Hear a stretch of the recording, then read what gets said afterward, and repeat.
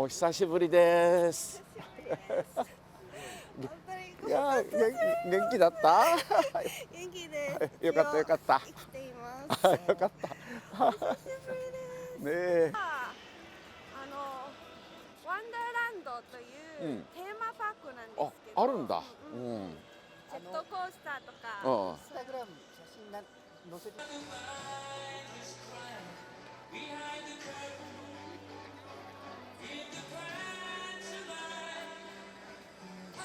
This is the first interview for the media outlets all over the world, so in person. After you declared, why did you choose the TV Tokyo as the first media outlet for that? Yeah, this is eventually the first in-person interview I had since last December that I announced that I'm in Toronto and I'm not going back to Hong Kong. So,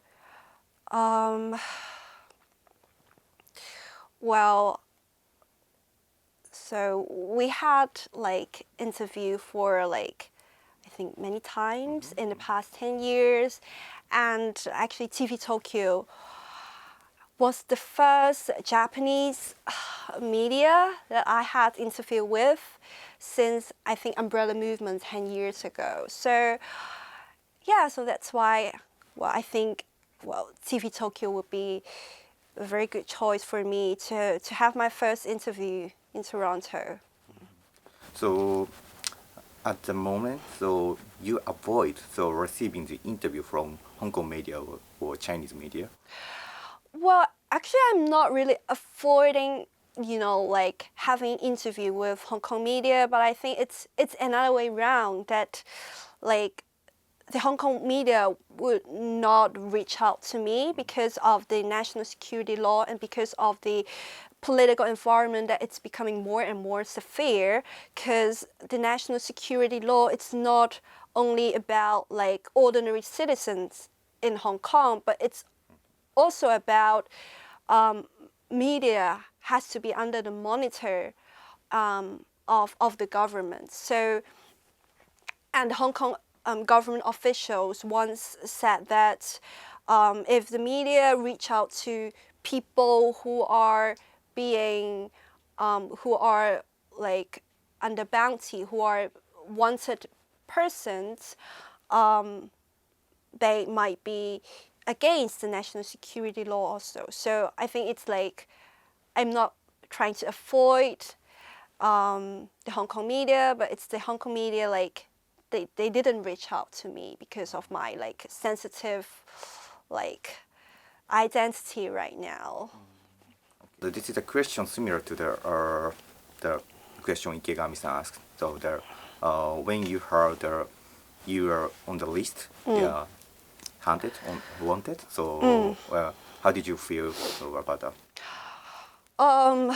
Honestly speaking, I was not really that shocked after knowing that I am on the list of being a wanted person in Hong Kong. But like it would not be true if I said that I'm like totally not scared or not worried at all, because the Chinese authority is having a lot of overseas police all around the world, not only in Canada but also in the States and also in Japan. So I am quite worried about my personal security also, even I'm now in Toronto. So I have to be like be very aware of like people around me, even I'm now living in Toronto, and I'm still worried about my personal safety. So are you safe now? I'm not sure actually. I haven't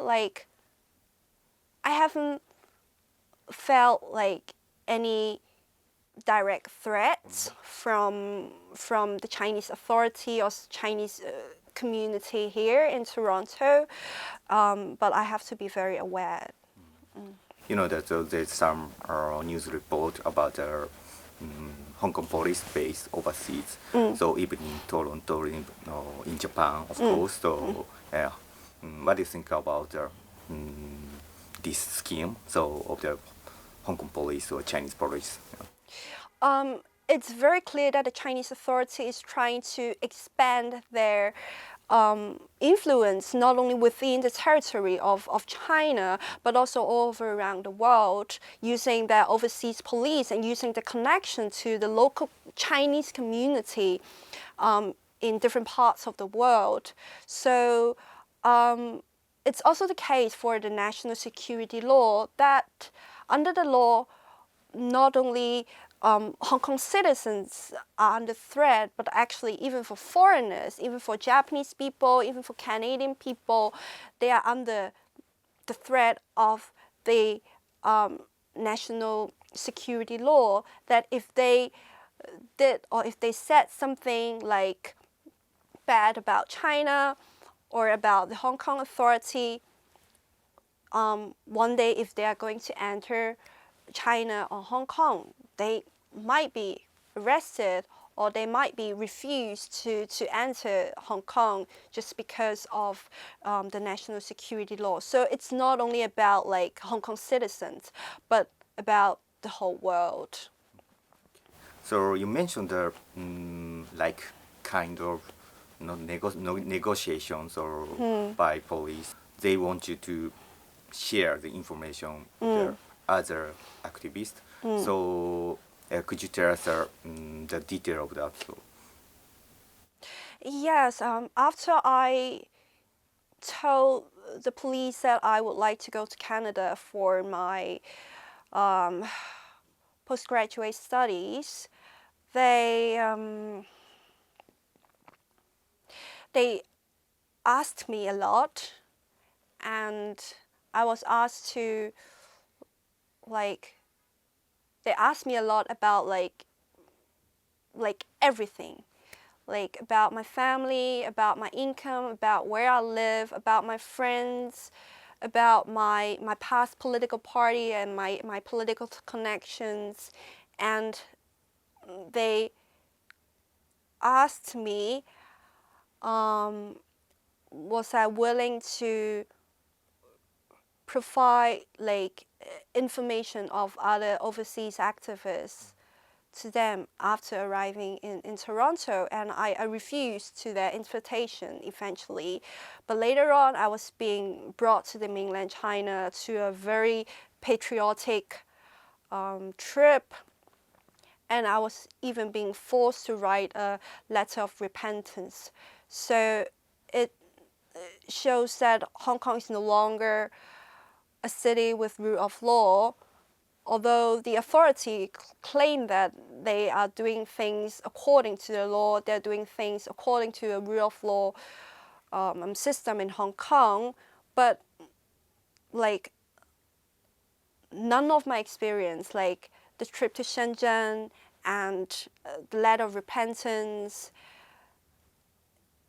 are written in any part of the law in Hong Kong.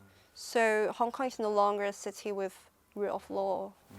So they're similar to the mainland China. Yes, Hong Kong is definitely getting closer to the mainland China, and also what the Hong Kong police is trying to do to threaten the activists in Hong Kong. The way they're trying to do it is like is getting like closer to how the mainland police has been doing to the activists in the mainland China. So in this aspect, so one country, two systems are broken already. Well, I would say there is no longer one country, two systems in Hong Kong, and it is the Hong Kong authority, it's the Chinese authority who destroyed the one country, two system in Hong Kong. So in 1997, we were once being promised of having one country, two systems and high level of autonomy, but these promises were being totally destroyed by the Chinese authority. So you can call that the moment China, so totalitarian or authoritarian? Well, I would say it's a kind of dictatorship for me. Dictator. Oh. So we could see that, like, politically,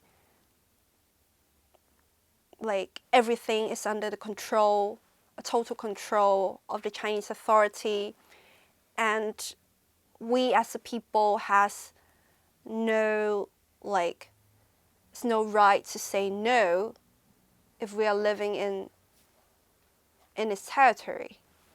So, especially for people living in Hong Kong, that we once had not a full, but like a part of freedom, that we could vote, we could have demonstration, we could say no to the government, and these kind of so-called advantages of Hong Kong are now disappearing. And as a Hong Konger, I would say it's a very, like, a sad thing for me. So, do you regret? So you joined the democracy movement, or not? Regret or not? I have no regret of my participation in the past, and it's still a very important part in my life. So I still believe that I was doing something meaningful for my home, for the city of Hong Kong, and you know, it's hard to say, like, I still have hope to Hong Kong, because the situation is becoming so like worse and worse right now. But still, I would, at least what I could do is to try my best to say what I have to say. Can you speak about your future plan? So, what do you plan for that? So, you're gonna continue there being activist, or something? So. I would only say, like, after my experience of the past 3-4 years, that, you know, I totally, like, now I understand how important freedom is for me and for everyone living in the world. So in the coming future, what I want to do is to say what I want to say, to do what I want to do, and just to enjoy my freedom, just to enjoy what I could do. And of course, it's still important to let people living around the world to know the situation in Hong Kong, and to know, like, what I have been experiencing. So, what message do you convey to all younger generations, so all over the world, of course, include Japan and other areas? Well, you know, don't take freedom as granted.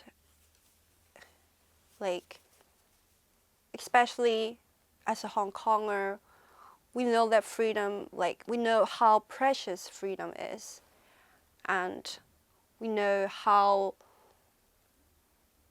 suffering it could be without having freedom. Yeah, don't take freedom as granted. Okay, sure. Okay, just for checking, so now your status about visa, so visa, just a student visa, and then so yeah, what do you plan for that? So I'm gonna change the visa into other visa, so of course refugee or. I'm not planning to seek for asylum in Canada, so I'm now holding student permit in Canada, and as an international student here, so honestly speaking, I have not planned about the future yet. Like, because my student permit will be due next year. Until I've forgotten, like August. Yeah, like June or August, like something like that. And I have not planned about the future yet. Yeah, but I am not seeking asylum here. Thank you so much. 足が足がごめん。全く別番組で他局だったんです。は